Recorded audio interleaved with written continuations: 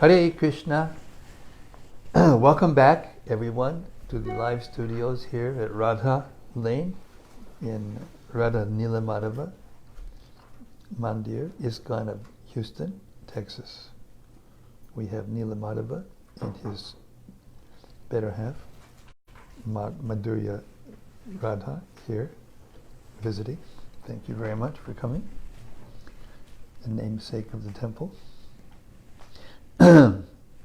Okay, so yesterday was a very auspicious day, the disappearance of Bhaktivinoda Thakur.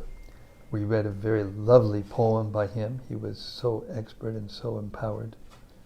And then we began reading the Srimad-Bhagavatam, and we got through the preface, which is Srila Prabhupada's masterpiece, that preface to the world. And then we started the introduction, and we got a little ways into the short summary of Lord Chaitanya's pastimes, which is very instrumental and very intelligent of Srila Prabhupada, of course, to put it in the introduction, because Krishna came in the form of Lord Chaitanya to preach the Srimad-Bhagavatam. So before we start to read the introduction again from where we left off yesterday, we're going to read again, as we will every day, Srila Sanatana Goswami's prayer glorifying Srimad-Bhagavatam, maybe the most beautiful glorification of the Bhagavatam that exists. It is called Srimad-Bhagavata Mahima Stotram, and my voice is a little bit strange today, so don't mind. I've been talking all day, which I'm not supposed to do. It goes like this. Sarva Shastrabdi Piyusha Sarva Vedaika Satpala Sarva Siddhanta Ratnadya Sarva Lokaika Drikprada. O nectar from the ocean of all scriptures, singular fruit of all the Vedas, rich mine of the precious gems of all conclusive truths, you are the only giver of light to all the worlds. Sarvabhagavata Prana Srimad-Bhagavata Prabhu Kalidwandoditaditya Sri Krishna Parivartita. O life air of all the Supreme Lord's devotees, O Master Srimad-Bhagavatam, you are the sun risen in the darkness of Kali. You are the exact image of Sri Krishna. Paramananda Pataya Prema Varshakshadayate Sarvada Sarvasevyaya Sri Krishnaya Namostume. I bow down to you, who are supremely blissful to read. Your every syllable pours down a flood of prema. You can always be served by everyone. You are Sri Krishna himself. Madeka Bando Matsangin Madguro Man Mahadana Mannishtaragamad Bhagya Madananda Namostute. My only friend, my constant companion, my spiritual master, my great wealth, my savior, my good fortune, my source of ecstasy, I bow down to you. Asadu sadhu tadayin adini chochata kara hanamun chagadachin mam premnarit kantayospura. O bestower of saintliness to the unsaintly, O exalter of the most fallen, please never leave me. Always appear in my heart and my voice with pure love. Om Namo Bhagavate Vasudevaya. Om Namo Bhagavate Vasudevaya. Om Namo Bhagavate Vasudevaya. So the last thing we heard was that the Kazi, the Muslim ruler of that area of Bengal at the time, sent soldiers to break the Mridanga drums and stop the chanting of the devotees, who were, by the way, chanting inside. They weren't going outside. And when Lord Chaitanya saw that, he said, all right, enough is enough. And then he ordered a Nagar Kirtan in the evening time, 100,000 chanters with 1,000 madangas, and they marched with torches to the house of the Kazi, and he was delivered by Lord Chaitanya's mercy, and he made a pact in his will that no one should disturb the sankirtan movements from that time on, and it's been going on since then, 500 years. Even in the middle of the Hindu-Muslim riots, nothing happened around that area. It was amazing. Pastime of Lord Chaitanya. So now we begin from that time. The Sankirtan movement is started. After this incident, the Lord began to preach and propagate his Bhagavata Dharma, or Sankirtan movement, more vigorously. And whoever stood against this propagation of the Yuga Dharma, or duty of the age, was properly punished by various types of chastisement. Two Brahmana gentlemen named Chapala and Gopala. Oh, doctor. Haribala, please, we have a special chair for you. We got it all the way from, we imported it just for you. Hare Krishna. Okay? Hare Krishna. We're reading the introduction to Srimad-Bhagavatam. We started the Bhagavatam. We had finished the Gita. Now we started the Bhagavatam yesterday on the disappearance of Bhaktivinoda Thakur's. Hare Krishna. After this incident, the Lord began to preach and propagate his Bhagavata Dharma, or Sankirtan movement, more vigorously. And whoever stood against this propagation of the Yuga Dharma, or duty of the age, was properly punished by various types of chastisement. Two Brahmana gentlemen named Chapala and Gopala, who happened to be material uncles of the Lord, were infected with leprosy by way of chastisement. And later, when they were repentant, they were accepted by the Lord. In the course of his preaching work, he used to daily send all his followers, including Srila Nityananda Prabhu and Thakur Haridas, two chief whips of his party, from door to door to preach the Srimad-Bhagavatam.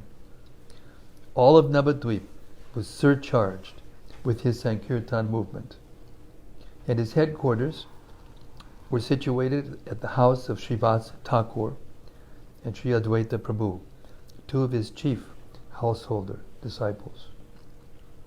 These two learned heads of the Brahmana community were the most ardent supporters of Lord Chaitanya's movement. Sri Advaita Prabhu was the chief cause for the advent of the Lord. When Advaita Prabhu saw that the total human society was full of materialistic activities and devoid of devotional service, which alone could save mankind from the threefold miseries of material existence, he, out of his causeless compassion for the age-worn human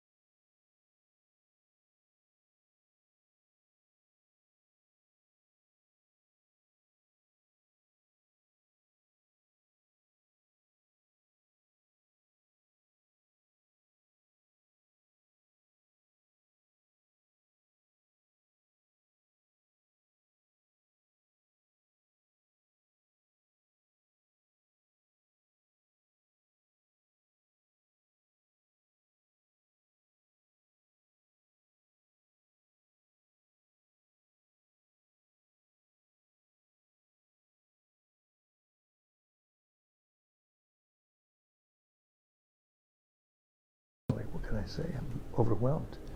Hand me the phone. Excuse me for the possible technical difficulty.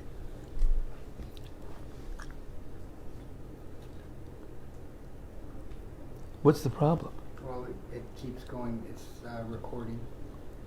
It may say live now, but it's bouncing back and forth. Bouncing back and forth. What can I do? No, as long as the Wi-Fi is off.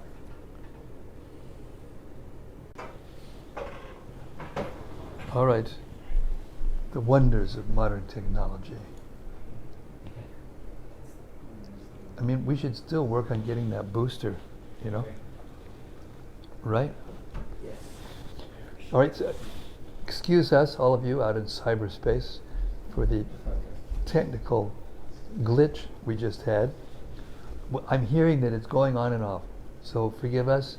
It's the best setting that we can make it for this location, so we have to make the best use of a bad bargain, as Prabhupada always told us. Okay, so Jagai and Madhai attacked Nityananda and Haridas.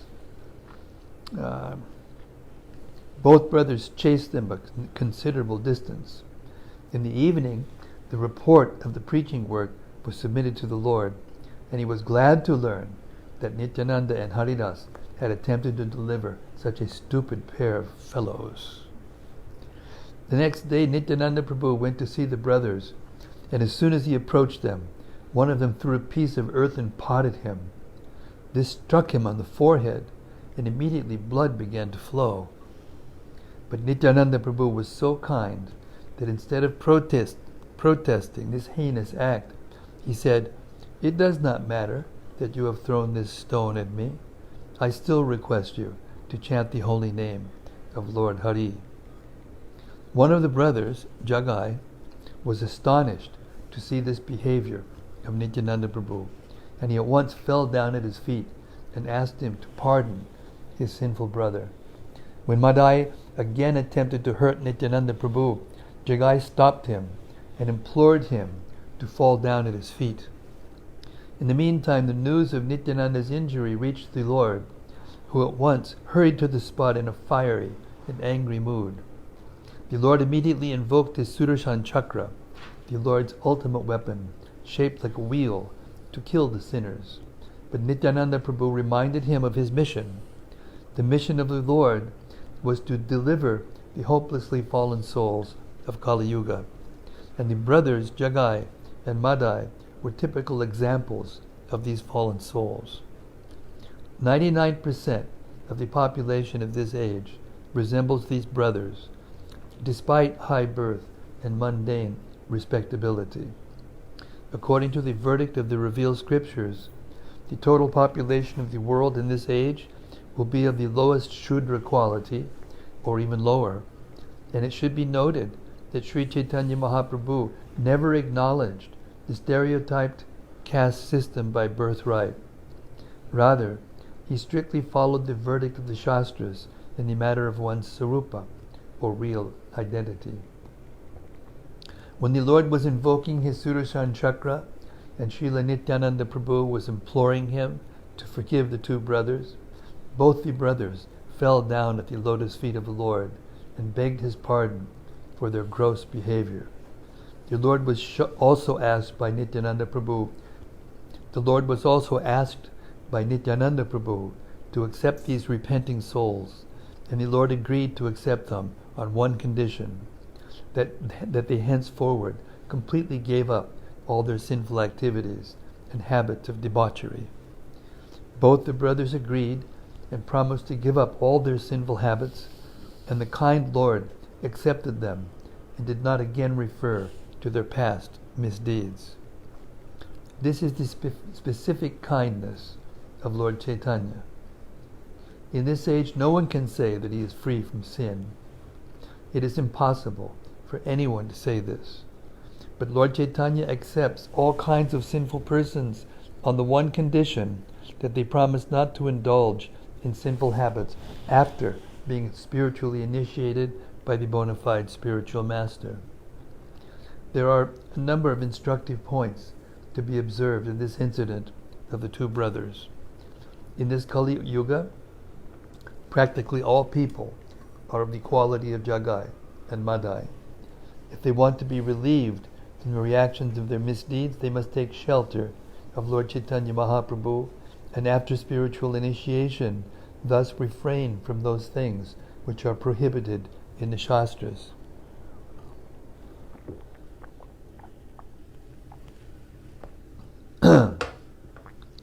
The prohibitory rules are dealt with in the Lord's teachings to Srila Rupa Goswami. During his householder life, the Lord did not display many of the miracles which are generally expected from such personalities, but he did once perform a wonderful miracle in the house of Srinivas, in Srivas Thakur.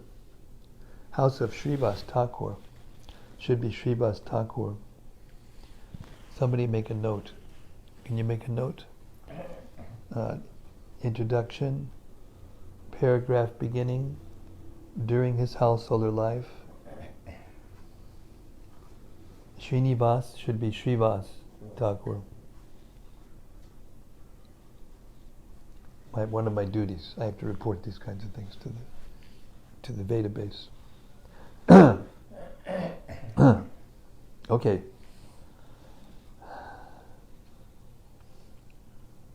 So he performed a wonderful miracle in the house of Srivas Thakur while Sankirtana was in full swing. He asked the devotees what they wanted to eat.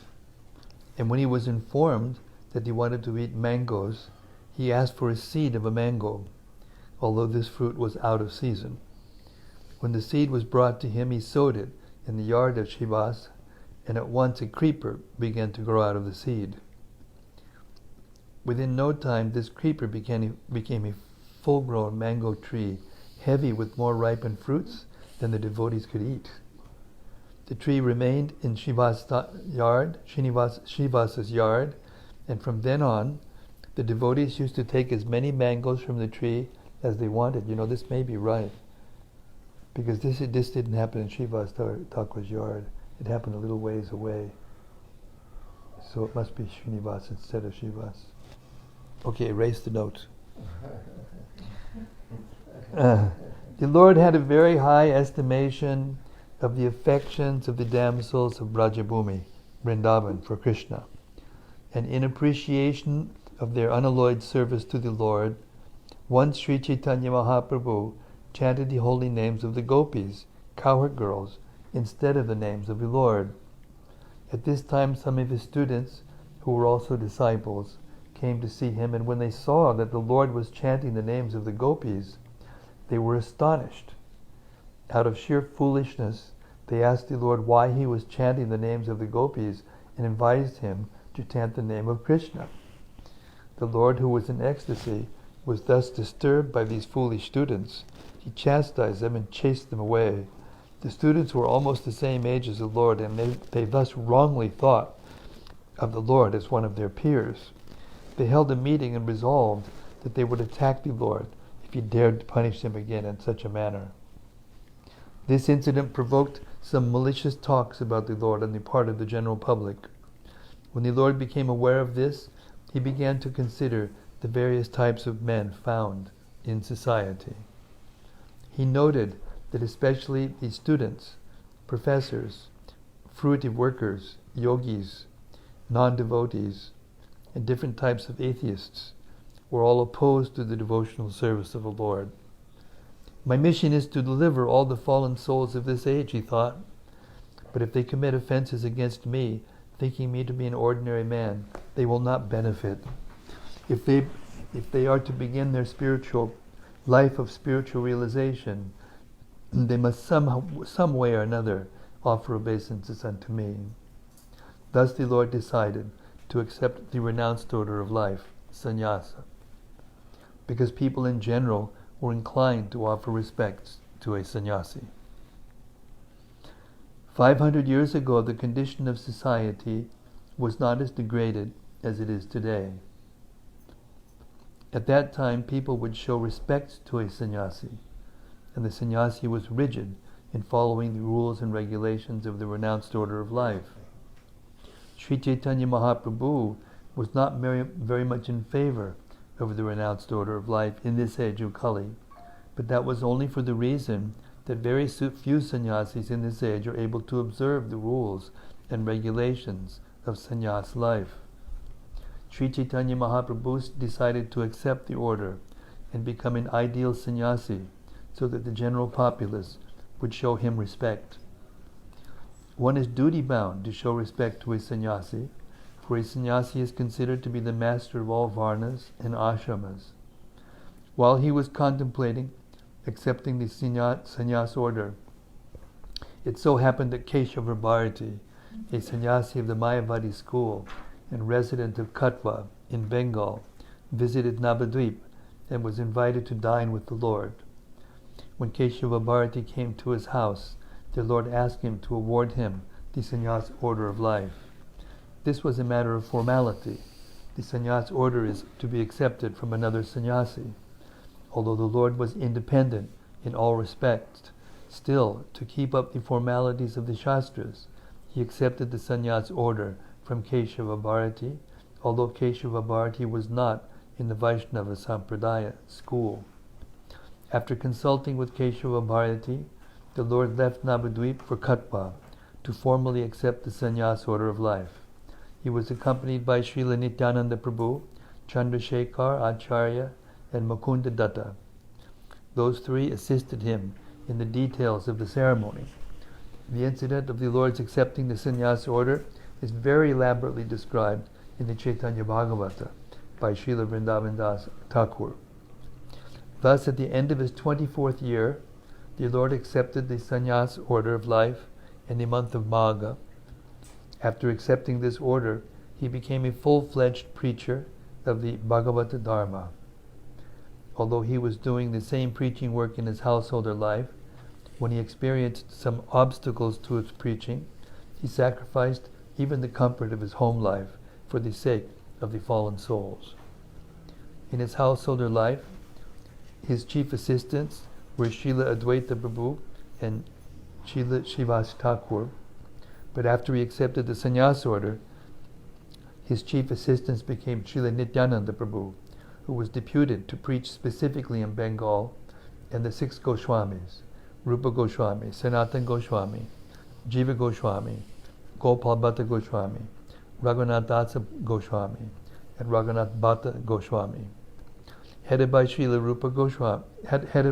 Rupa and Sanatana, who were deputed to go to Vrindavan to excavate the present places of pilgrimage. The present city, headed by Srila Rupa Goswami, who were deputed to go to Vrindavan to excavate the present places of pilgrimage. The present city of Vrindavan and the importance of Brajabhumi were thus disclosed by the will of Lord Sri Chaitanya Mahaprabhu. The Lord, after accepting the sannyas order, at once wanted to start for Vrindavan. For 3 continuous days, he traveled in the Radha Desha, places where the Ganges does not flow. He was in full ecstasy over the idea of going to Vrindavan. However, Srila Nityananda Prabhu diverted his path and brought him instead to the house of Advaita Prabhu in Shantipur.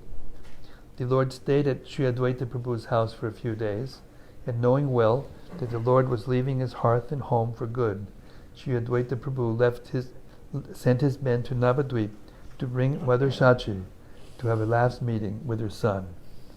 Some unscrupulous people say that Lord Chaitanya met his wife also, after taking sannyas, and offered her his wooden slipper for worship, but the authentic sources give no information about such a meeting.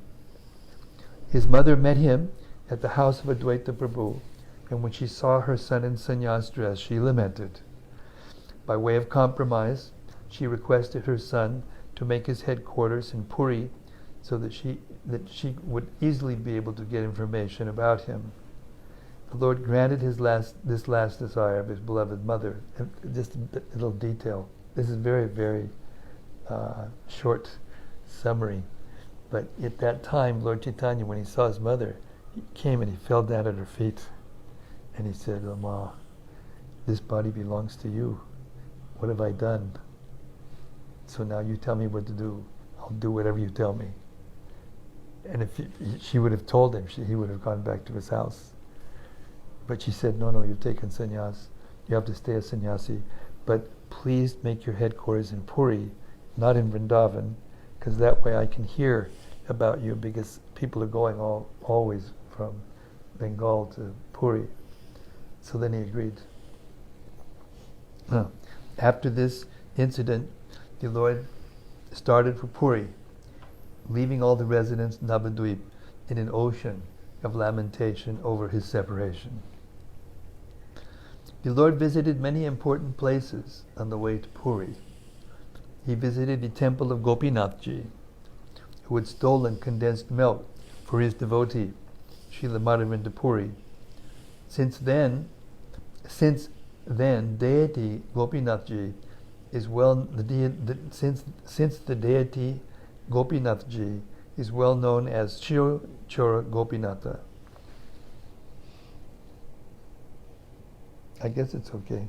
Since then, deity Gopinathji is well known as Chora Gopinath. The Lord relished this story with great pleasure. The propensity of stealing is there, even in the absolute consciousness. But because this propensity is exhibited by the Absolute, it loses its perverted nature, and thus becomes worshipable even by Lord Chaitanya, on the basis of the absolute consideration that the Lord and his stealing propensity are one and identical. This interesting story of Gopinathji is vividly explained in the Chaitanya Charitamrita by Krishnadas Kaviraj Goswami.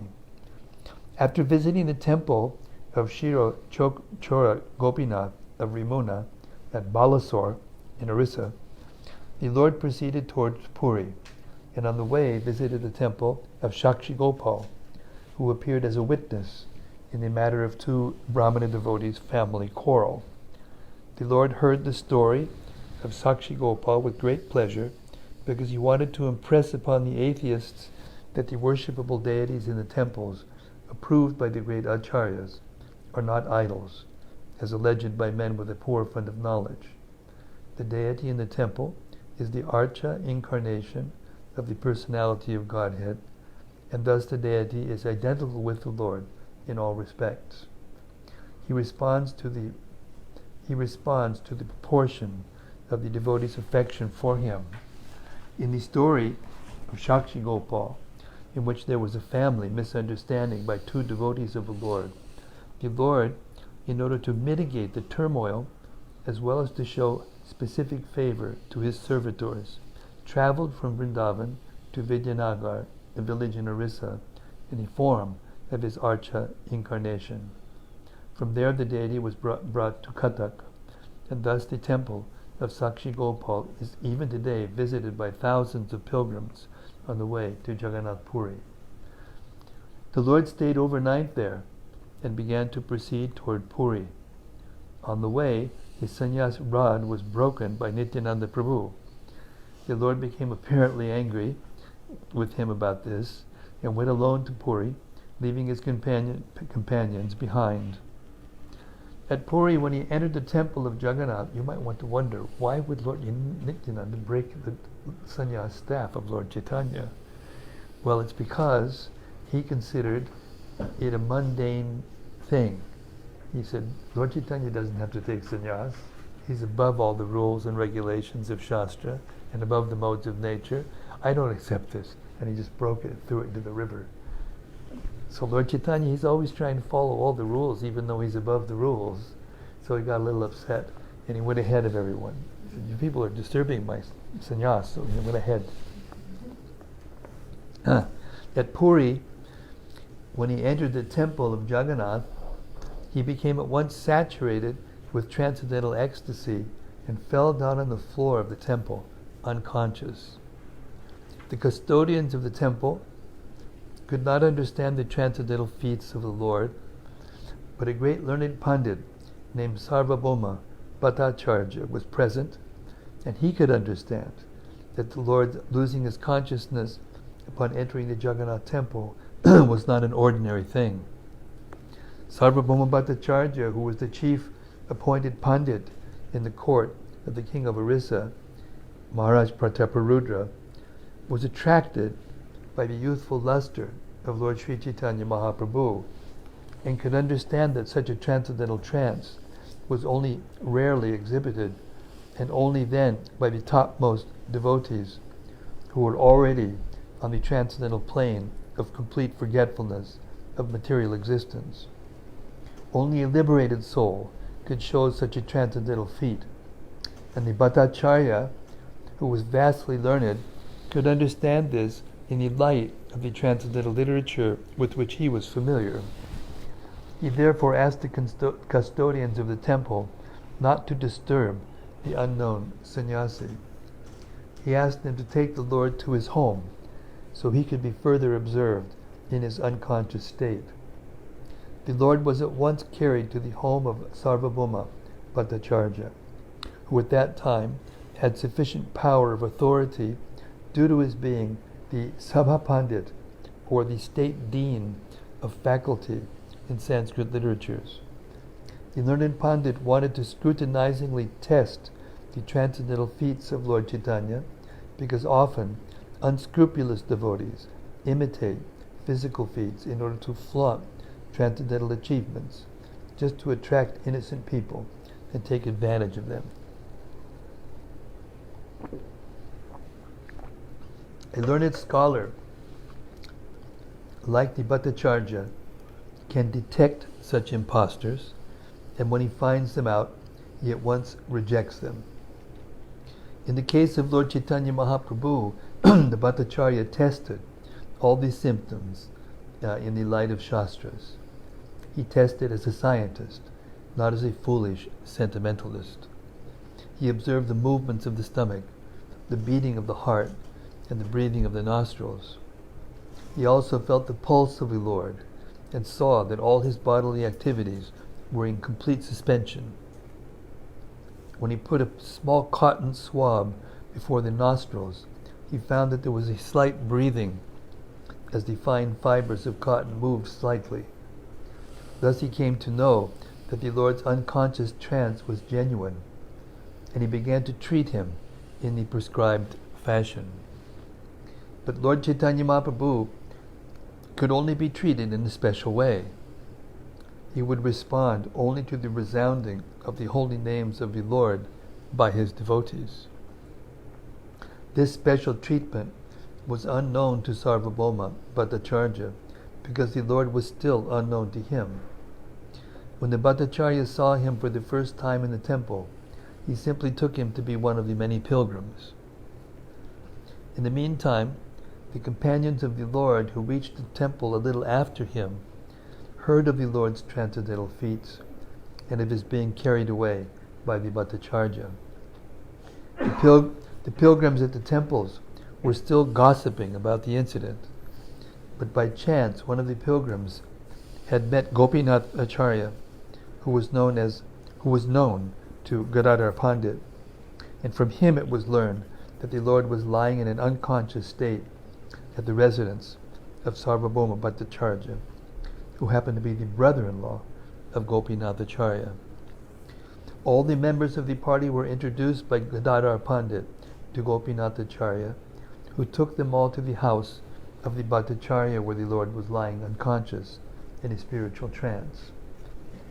All the members then chanted loudly the holy name of the Lord Hari, as usual, and the Lord regained his consciousness. After this, the Bhattacharya received all the members of the party, including Lord Nityananda Prabhu, and asked them to become his guests of honor. The party, including the Lord, went for a bath in the sea, and the Bhattacharya arranged for their residence and meals at the house of Kashi Mishra. Gopinath Acharya, his brother-in-law, also assisted. There were some friendly talks about the Lord's divinity between the two brothers-in-law, and in this argument Gopinath Acharya, who knew the Lord before, now tried to establish the Lord as the personality of Godhead, and the Bhattacharya tried to establish him as one of the great devotees. Both of them argued from the angle of vision of authentic Shastras and not on the strength of sentimental vox populi. The incarnations of God are determined by authentic shastras and not by popular votes of foolish fanatics.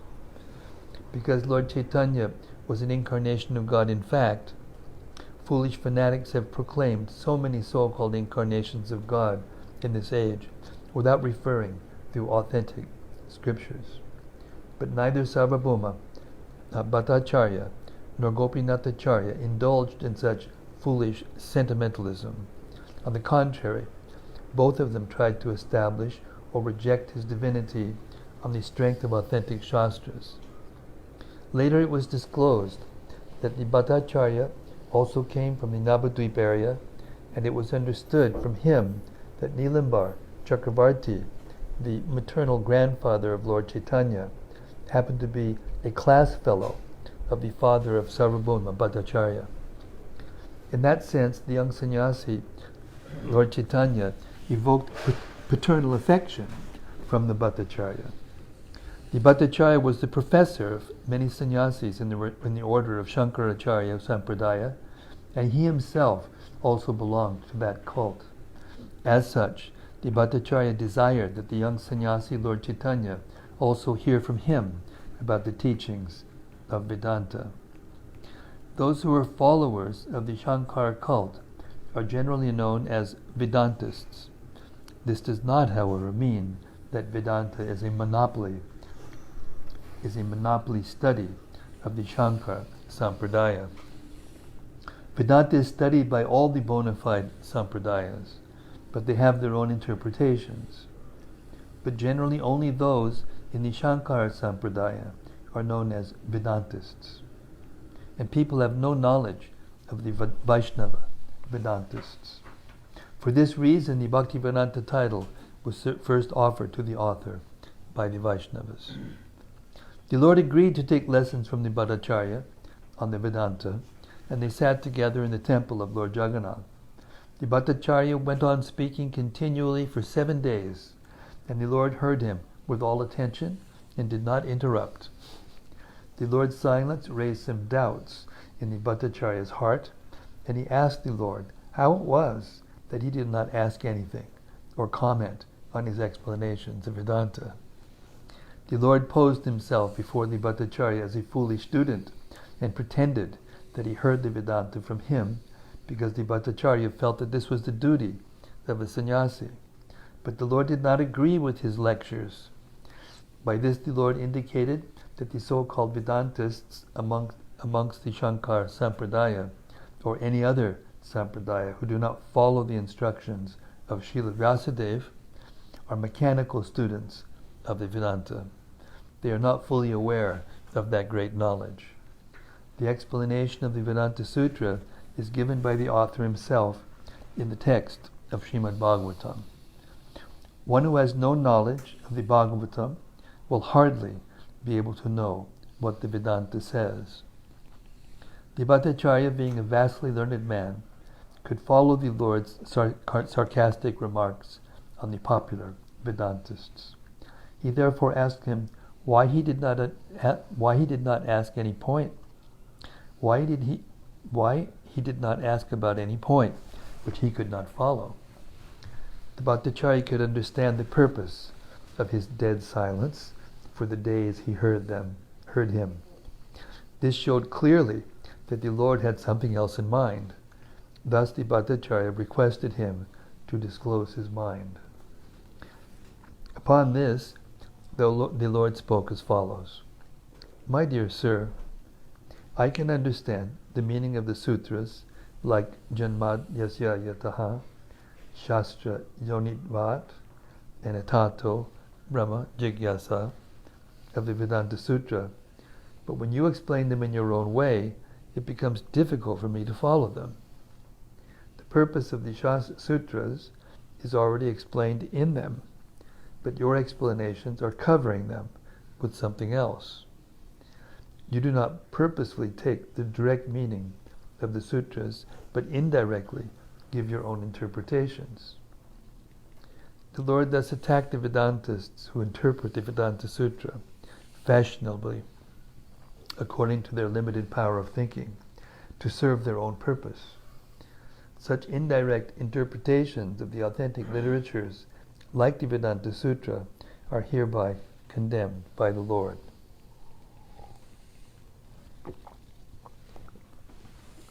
The idea is that one cannot set his imperfect reason above the authority of the Vedas. The orders of the Vedas must be obeyed as they stand, without any mundane reasoning. The so-called followers of the Vedic injunctions make their own interpretations of the Vedic injunctions, and thus they establish different parties and sects of the Vedic religion. Lord Buddha directly denied the authority of the Vedas, and he established his own religion. Only for this reason, the Buddhist religion was not accepted by the strict followers of the Vedas. But those who are so-called followers of the Vedas are more harmful than the Buddhists. The Buddhists have the courage to deny the Vedas directly, but the so-called followers of the Vedas have no courage to deny the Vedas, although indirectly they disobey all the injunctions of the Vedas.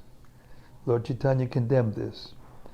The examples given by the Lord of the conch shell and the cow dung are very much appropriate in this connection. If one argues that since cow dung is pure, the stool of a learned Brahmin is still more pure, his argument will not be accepted. Cow dung is accepted, and the stool of a highly posted Brahmana is rejected. The Lord continued, the Vedic injunctions are self-authorized, and if some mundane creature adjusts the interpretations of the Vedas, he defies their authority.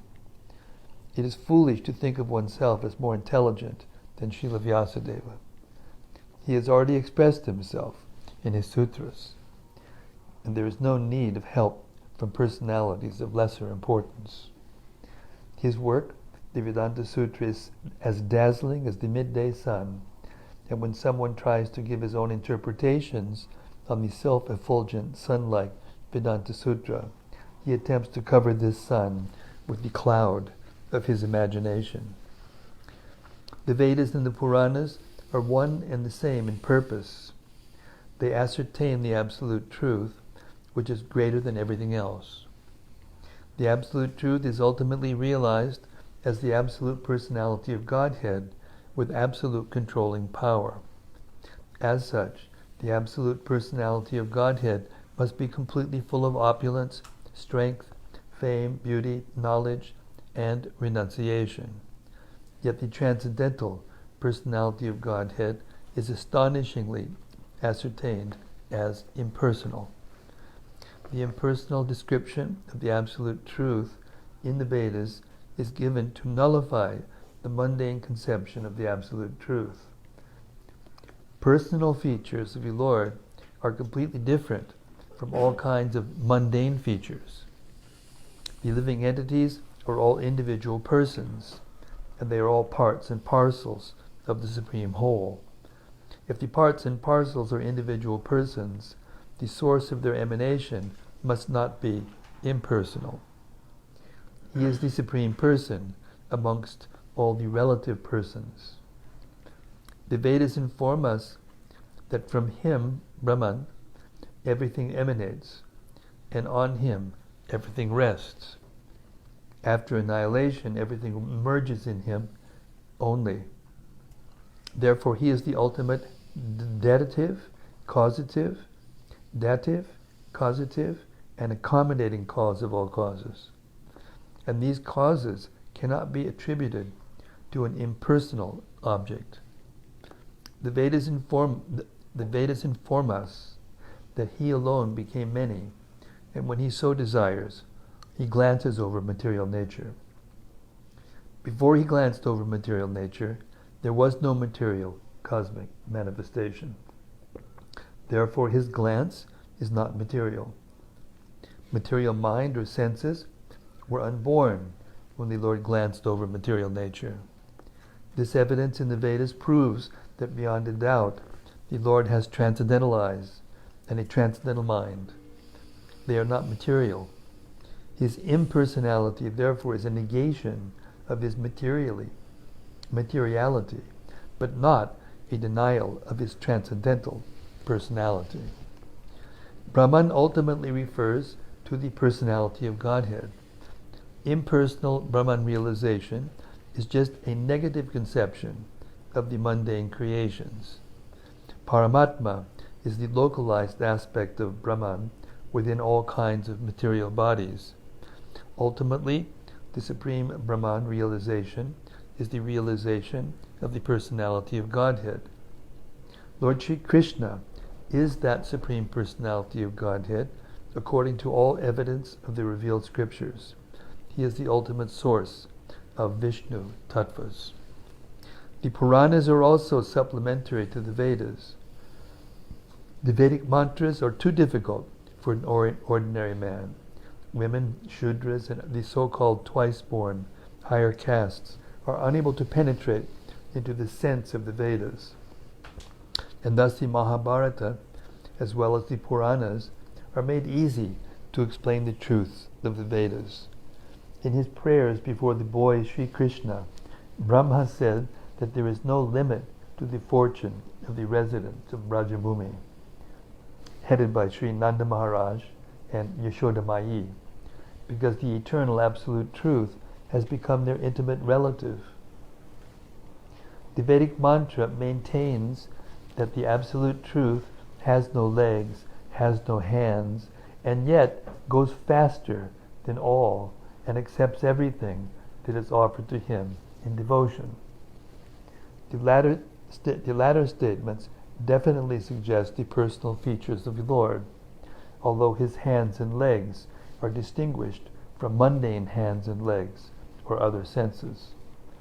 Brahman, therefore, is never impersonal, but when such mantras are indirectly interpreted, it is wrongly thought that the absolute truth is impersonal. The absolute truth, personality of Godhead, is full of all opulences, and therefore he has a transcendental form of full existence, knowledge, and bliss. How then can one establish that the absolute truth is impersonal? Brahman, being full of opulences, is understood to have manifold energies, and all these energies are classified under three headings under the authority of the Vishnu Purana, which says that the transcendental energies of the Lord Vishnu are primarily three. His spiritual energy and the energy of the living entities are classified as superior energy, whereas the material energy is an inferior one, which is sprouted out of ignorance. The energy of the energy of the living entities is technically called Kshetragya energy. This Kshetragya Shakti, although equal in quality with the Lord, becomes overpowered by material energy out of ignorance, and thus suffers all sorts of material miseries. In other words, the living entities are located in the marginal energy between the superior spiritual and inferior material energies, and in proportion to the living entities, the living beings' contact with either the material or spiritual energies, the living entity is situated in proportionately higher and lower levels of existence. The Lord is beyond the inferior and marginal energies, as above mentioned, and his spiritual energy is manifested in three different phases: as external existence, eternal bliss, and eternal knowledge. As eternal existence, eternal bliss, and eternal knowledge. As far as eternal existence is concerned, it is conducted by the Sandhini potency. Similarly, bliss and knowledge are conducted by the Hladini and Samvit potencies, respectively. As the supreme energetic Lord, he is the supreme controller of the spiritual, marginal, and material energies. And all these different types of energies are connected with the Lord in eternal devotional service. The Supreme Personality of Godhead is thus enjoying in his transcendental, eternal form. Is it not astounding that one dares to call the Supreme Lord non-energetic? The Lord is the controller of all energies, and the living entities are parts and parcels of one of the energies. Therefore, there is a gulf of difference between the Lord and the living entities. How then can one say that the Lord and the living entities are one and the same? In the Bhagavad Gita also the living entities are described as belonging to the superior energy of the Lord, according to the principles of intimate correlation between the energy and the energetic. Both of them are non-different also. Therefore, the Lord and the living entities are non-different as the energy and the energetic. Earth, water, fire, air, ether, mind, intelligence, and ego are all inferior energies of the Lord, but the living entities are different from all as superior energy. This is the version of the Bhagavad Gita. The transcendental form of the Lord is eternally existent and full of transcendental bliss. How then can such a form be a product of the material mode of goodness? Anyone, therefore, who does not believe in the form of the Lord is certainly a faithless demon, and as such is untouchable, and not to be seen persona non grata, fit to be punished by the Plutonic king. The Buddhists are called atheists because they have no respect for the Vedas, but those who defy the Vedic conclusions, as above mentioned, under the pretense of being followers of the Vedas, are verily more dangerous than the Buddhists. Sri Vyasadeva very kindly compiled the Vedic knowledge in his Vedanta Sutra, but if one hears the commentation of the Mayavada school as represented by the Shankara Sampradaya, certainly he will be misled on the path of spiritual realization. The theory of emanations is the beginning subject of the Vedanta Sutra.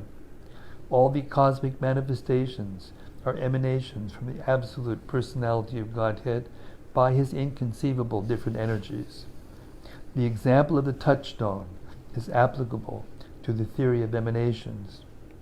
The touchstone can convert an unlimited quantity of iron into gold, and still the touchstone remains as it is. Similarly, the Supreme Lord can produce all manifested worlds by his inconceivable energies, and yet he is full and unchanged. He is Purna, complete, and although an unlimited number of Purnas emanate from him, he is still Purna. The theory of illusion of the Mayavad school is advocated on the ground that the theory of emanation will cause a transformation of the absolute truth. If that is the case, Vyasadeva is wrong. To avoid this, they have skillfully brought in the theory of illusion. But the world where the cosmic creation is not false, as maintained by the Mayavad school,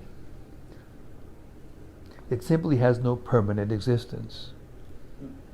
A non-permanent thing cannot be called false altogether. But the conception that the material body is the self is certainly wrong. Pranabha, Om, or the Omkara in the Vedas, is the primeval hymn.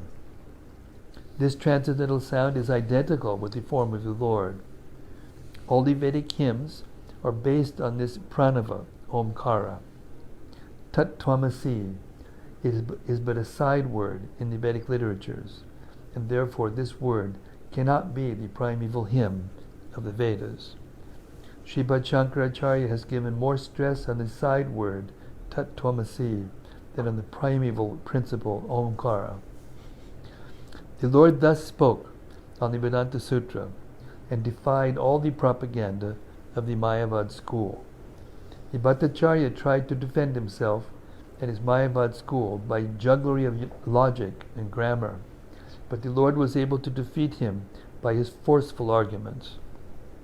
He affirmed that we are all related with the personality of Godhead eternally, and that devotional service is our eternal function in exchanging the dealings of our relations. The result of such exchanges is to attain prema, or love of Godhead. When love of God is attained, love for all other beings automatically follows, because the Lord is the sum total of all living beings. The Lord said that but for these three items, namely eternal relation with God, exchange of dealings with Him, and the attainment of love of God, love for Him, all that is instructed in the Vedas is superfluous, and that any other explanation of the Vedas is concocted. The Lord further added that the Mayavad philosophy taught by Sripad Shankaracharya is an imaginary explanation of the Vedas, but it had to be taught by him, Shankaracharya, because he was ordered to teach it by the personality of Godhead. In the Padma Purana, it is stated that the personality of Godhead ordered Lord Shiva to deviate the human race from him, the personality of Godhead.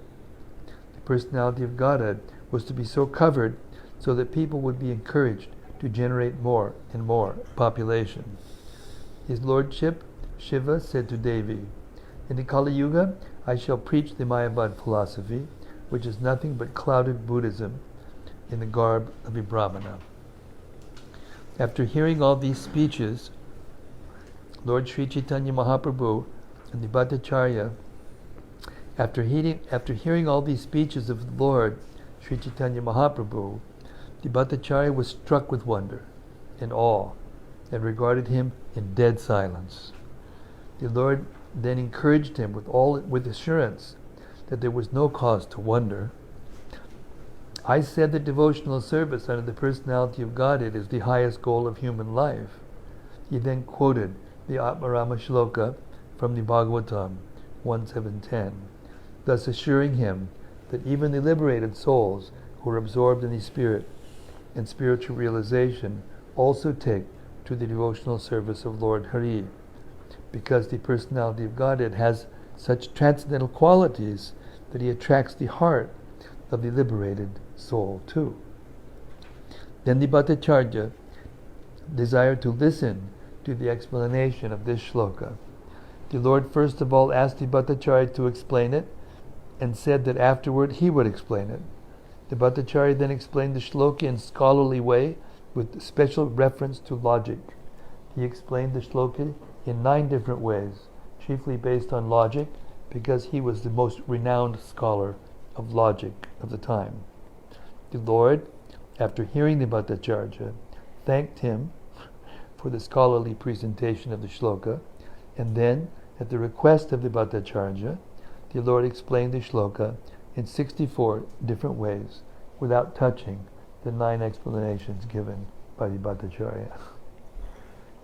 Thus, after hearing the explanation of the Atmarama Shloka from the Lord, the Bhattacharya was convinced that such a scholarly presentation is impossible for an earthly creature.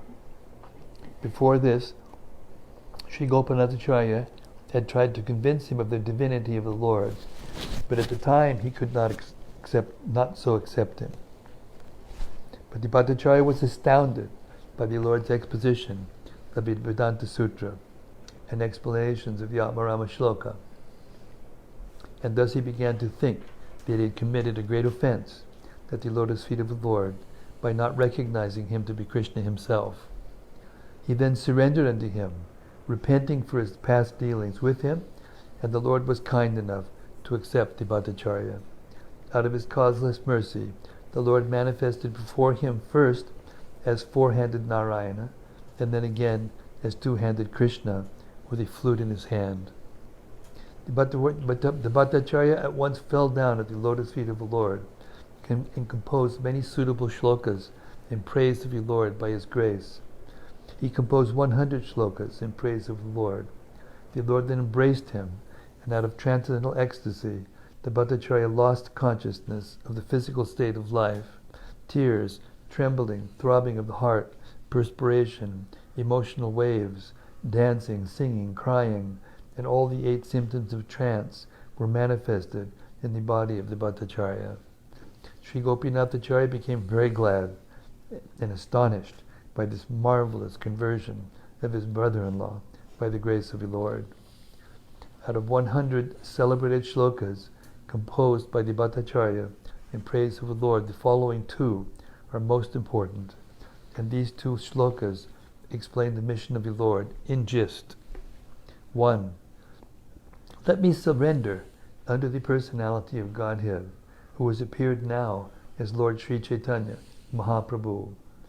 He is an ocean of all mercy and has now come down to teach us material detachment, learning, and devotional service to himself. 2. Since pure devotional service of the Lord has been lost in the oblivion of time, the Lord has appeared to renovate the principle, and therefore I offer my obeisances unto his lotus feet. The Lord explained the word mukti to be equivalent to the word Vishnu, or the personality of Godhead. To attain mukti, or liberation from the bondage of material existence, is to attain to the service of the Lord. And I will stop here. I have to preserve my voice because I got to record tomorrow morning.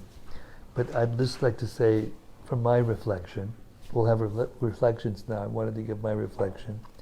The reason that Prabhupada chose to elaborate so deeply on that conversion of Sarvabhauma Bhattacharya by Lord Chaitanya was that, his mission, we have two pranam mantras for Prabhupada. And the second pranam mantra, Namaste Saraswati Devi, Gauravani Pracharini. Gauravani means the teachings of Lord Chaitanya. Nirvishesha Shunyavadi, Bhakshyadesh. His mission in the West, particularly the West, but the whole world, was to defeat this impersonal philosophy that stems from the Mayavad philosophy, impersonal philosophy of Shankaracharya. And it's pervading everything. If you keep scratching deep enough in even a pious, simple Christian or Muslim or whatever religion they profess to be, even Jewish, you keep scratching deep enough and ask them, what about God? What about God? You'll come to the place where they won't accept that he's a person. And that misconception is pervading everything and doing one particular thing, and that's removing the sense of personal responsibility for actions in this world. Because if there's no personal God, then who are you responsible to? What is morality? What is spirituality? What is spiritual life? Therefore, the Mayavadis, they speak against the material activities, the material world as Maya, as being false, but they're very expert in enjoying those false, forms. So, therefore, it's very important. And even though it's a huge chunk of the Chaitanya Charitamrita, Prabhupada chose to elaborate on it deeply in that introduction of the Bhagavatam, the pastimes of Lord Chaitanya, because they were so significant. The way Lord Chaitanya converted literally tens of thousands of personalities that were fixed in this impersonal conception is his real miracle. Because if you talk to any impersonalist now and try to convince him that God's a person, it's a lost cause practically. Very difficult, very, very difficult. And later on, Lord Chaitanya said that anyone who hears this Mayavadi philosophy submissively, we sometimes listen to something, but we don't listen to it submissively, and then we try to explain the truth as Lord Chaitanya did to Sarvabhauma Bhattacharya. So it's very important, not only to defeat the philosophy, but to protect ourselves. So that we can stay on a spiritual path, a devotional path. So, Hare Krishna. Let's have some reflections from the the team, the A team I've got here sitting here, the A team hearers. Anything that stuck out? I know that was a very deep philosophical exposition, so it wasn't so easy, especially for someone new, to follow the whole thing. But if anything stuck out, made an impression, any question, any comment, please feel free. I'm coming. So, Reliability over time breeds faith. She's reliably got a good question every single night. Okay. alright, so, Hannah's going to speak. I understand She understands why the Lord told Sarvabhauma Bhattacharya to teach to teach. the clouded Buddhism. Oh, But oh no, I'm sorry, I made a mistake. You understand why the Lord told Shankaracharya to teach covered Buddhism. Yes, But correct. what is Buddhism, and why did Krishna incarnate into Lord Buddha Ah. in the non-Vedic? Very good question. You become scholarly. Such a short time. Hare Krishna. Okay, she's asking why did Krishna came as Buddha to preach atheism, basically. Well, it's complex, but the gist, there's a big complicated explanation, but this is the gist, just to give you the understanding. The Brahminical class means the authorities, the spiritual authorities in India. They had become degraded, and they were misusing the teachings of the Vedas to slaughter animals in the temples and then sell the meat as something sanctified to the people and make money. Now this is very, very similar to what the Pharisees were doing when Jesus Christ came. Remember, in the temples, they were, making what they call kosher, and they turned the temples into slaughterhouses, and then they started changing money in the courtyards of the temple, and then they had the money changings out in the courtyard of the temples. And Jesus just got really upset, and he came and turned over the tables of the money changers, and started his own religion, a reformation of the Jewish religion, right? So, but it was very difficult to change in India because the Vedic culture, the culture based on following the Vedic literature, was very strong. It is very strong in India. It's very deep rooted. Even when it gets distorted or covered over, there are still basic principles and basic laws and basic social parameters and spiritual parameters that are followed, even today in India, as degraded as it's become. So therefore, Krishna thought, first of all, Krishna couldn't tolerate seeing all of these innocent animals being killed. That was the first point. And so he decided to stop it. But in order to do that, he had to first convince the people that the Vedas were not correct, not completely correct, which was very difficult to do. Only Krishna or a very empowered devotee could do this. So he empowered Shiva to come in the form of, first of all, he came as Buddha. And he was born in India, Buddha, in Gaya. You know that? Yeah. And he got the patronage of Ashoka, a king.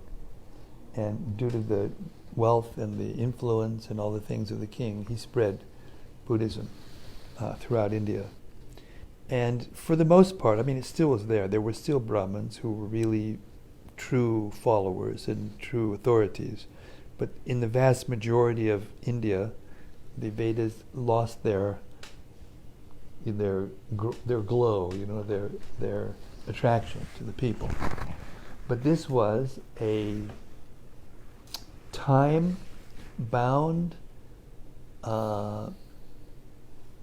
act of the Lord.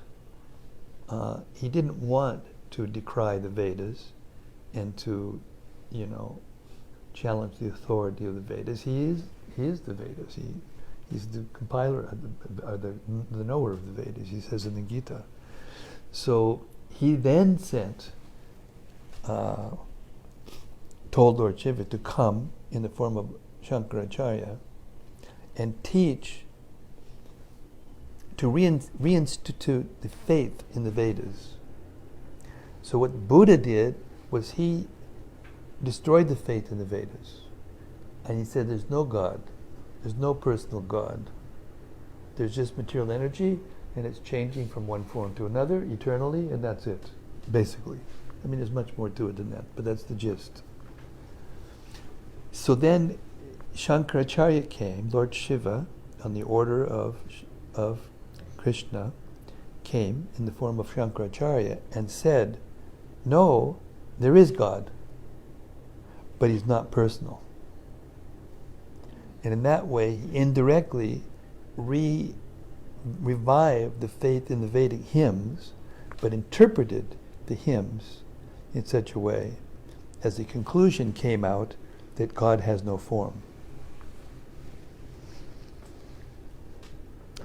Then later, because that's not the end of the deal, in order to understand these flows of historical events and the influences they have on human society, one must study them with a very broad perspective over many thousands and thousands of years. Hardly possible for an ordinary person. So Krishna arranged for Ramanuja to come, who was also a demigod, to preach the fact that there's two, not one. Shankaracharya preached monism, pure Advaita, monism, Advaita. And Ramanuja came and said, no, there's two, soul and God. And then introduced the idea of Paramatma, or the super soul. And then Madhvacharya, he came and elaborated on it. And then finally Krishna came himself again, because he always does this. He comes himself and straightens the whole issue out. He delivered the Bhagavad Gita 5,000 years ago, and then he came 500 years ago and delivered this philosophy. Achintya means inconceivable. Beda, tattva. Inconceivable oneness and difference at the same time. That God and everything is one and at the same time different. And the very simple explanation that was given is that the fire and heat and light. Fire and heat and light are one unit, but at the same time, we acknowledge in our daily speech and in the dealing with fire, heat, light, and fire as three different things. The heat is the source of the light and the heat. The fire is the source of the heat and the light. So Krishna is the source of spirit and matter and the soul, and all the energies that transform from his energy become the forms and the senses and the active senses and the knowledge acquiring senses and the basic sense objects. So he is actually not different from everything, but he is the source of everything. Just as the sun is the source of heat and light. So when philosophers generally address this subject and try to prove that God is either a person or a non-person or whatever, they usually try to prove one or the other. They can't accommodate both things being true at the same time. And Lord Chaitanya, and only Krishna can do this and convince everybody.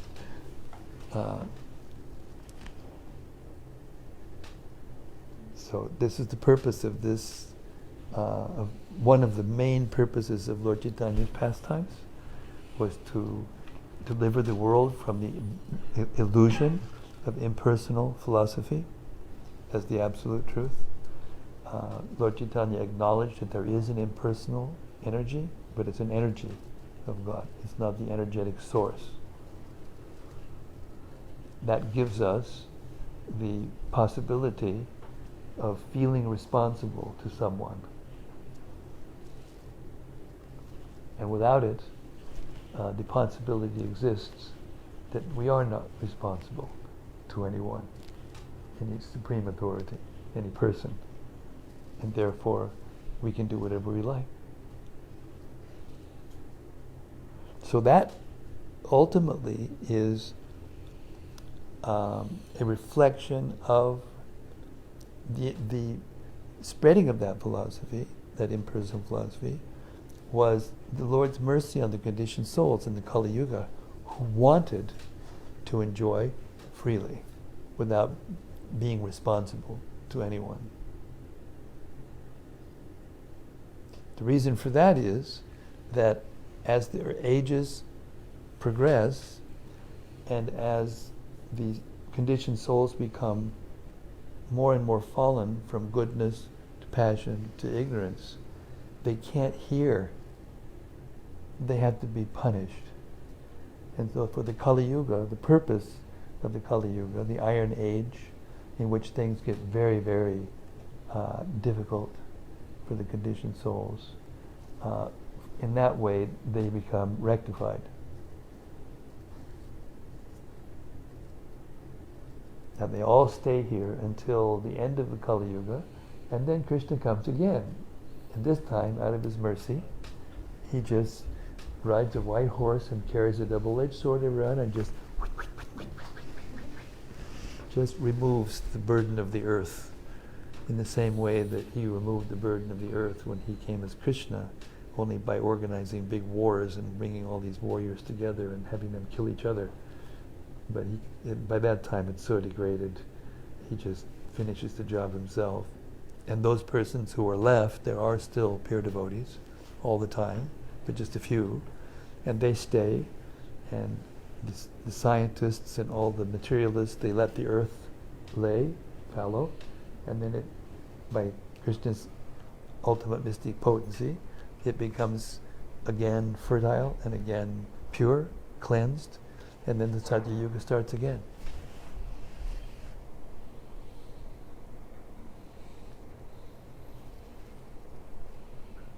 That's part of the answer.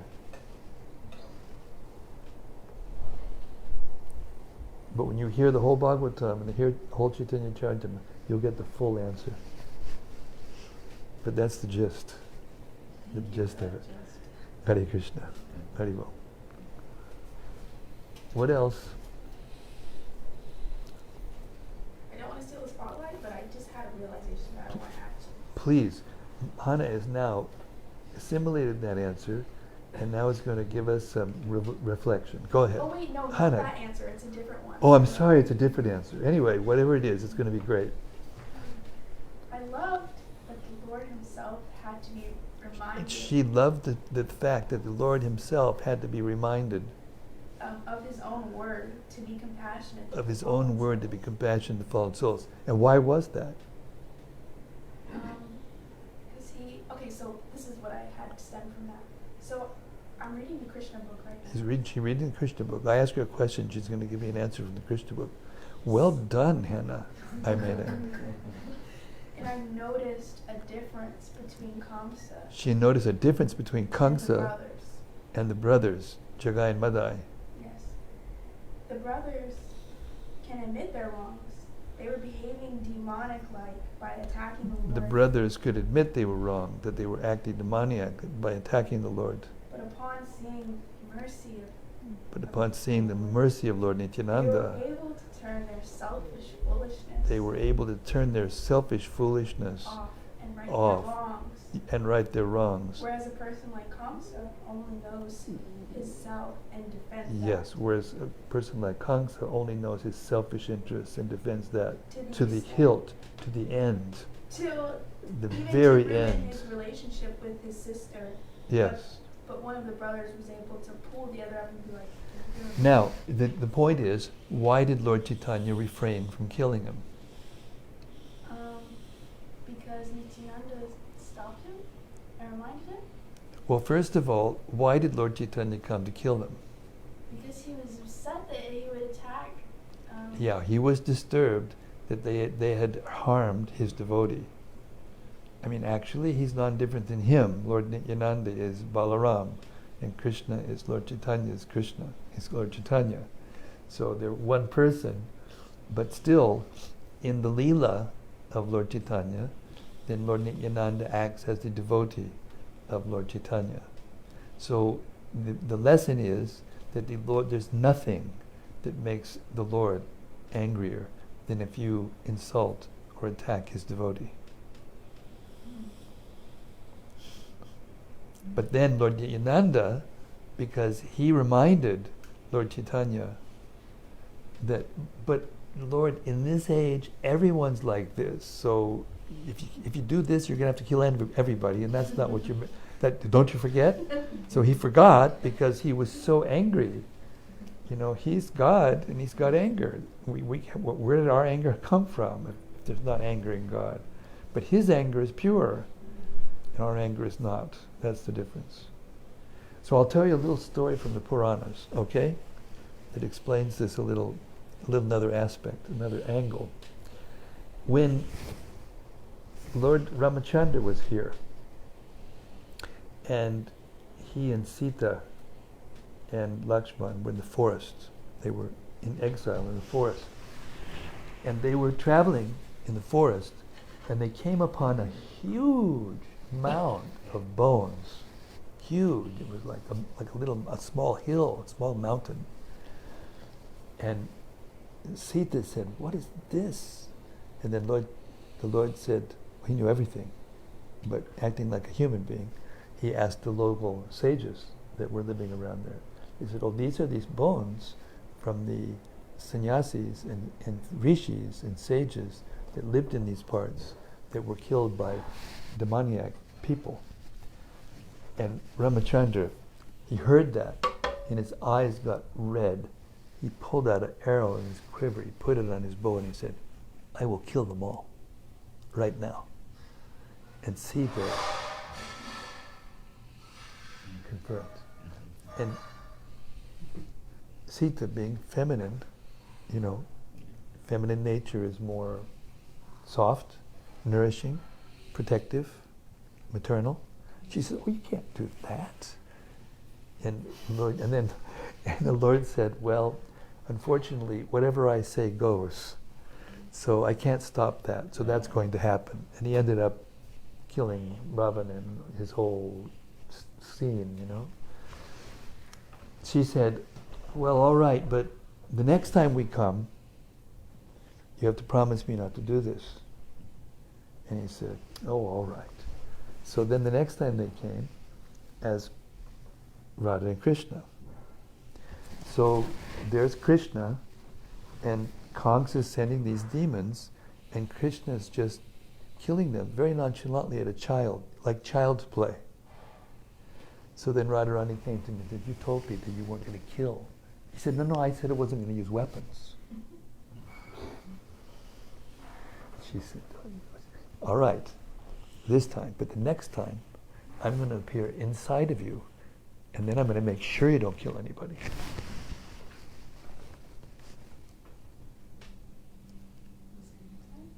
Therefore, he didn't kill anybody. Lord Chaitanya and Radharani's and Radha Krishna. Lord Chaitanya is Radha and Krishna in one form. So Radharani appeared within Krishna, and therefore Krishna couldn't kill anybody. Huh? Expecting the Ramananda Roy's conversations with Lord Chaitanya. Yeah. Nitya made a good point. She said he could kill the mentality, but not the person. Yes. He's so Yes. smart. What can I say? It's unanimous. You keep complaining, but that's just the way it is. It follows you.